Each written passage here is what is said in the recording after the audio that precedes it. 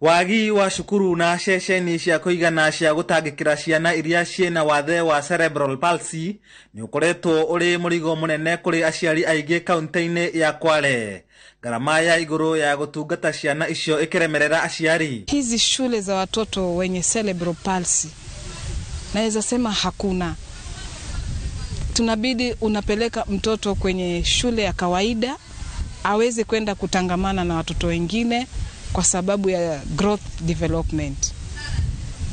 Mtoto huyu anapokuwa kule shuleni pia anahitaji labda mwalimu ambaye ni mwalimu alipitia elimu ya special education. Ceceni ino ya cerebral palsy ukunda ihiguritwo guku gicagi-inĩ kia Bongwe na kuguna makiria ma aciari 70 aria mathiaga ng'endo ndaya gwetha utungata. Ataramu makiuga he bata wa gukinya motungata maya icagi-inĩ. Mambo muhimu ni kuprovide intervention, treatment, that is provide assistive devices, wheelchairs, braces na psychosocial support to the families. Ukiangalia kama hapa mahali ambapo tulipo leo ni ndani ya kijiji, ni ndani ya jamii, mahali ambapo wagonjwa wetu wanapatikana. Madawa wanayotumia yawe kwenye hospitali.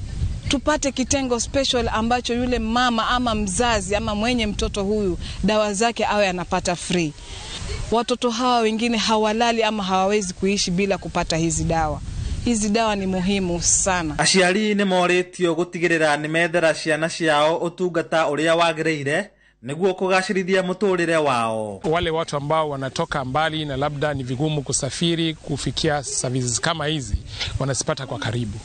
Kwa hivyo intervention itakuwa kwa mapema. Watoto wengi huwa wanahitaji mazoezi ya kila wakati kwa sababu miili yao ina matatizo ya misuli. Na hawa wagonjwa wengi huwa ni jambo wanalifanya toka wazaliwe mpaka wanaendelea kuinuka na wanaendelea kukua. Give them therapies ambazo zitawafanya yule mtoto ambaye akona shida ama yule mtoto ambaye akona cerebral palsy ili kwamba aweze kuishi maisha ama aweze kupunguza gharama zaidi katika ile familia. Aciari na anyiti itemi no kĩrĩgĩrĩro menakĩo atĩ thirikari nĩ gũteithĩrĩria gũkinya motungata maya kũrĩa gũtarĩ. Handũ-inĩ ha Inooro TV ndĩ kaunti-inĩ ya Kwale, njĩtagwo Lawrence Ng'ang'a wa Mwangi.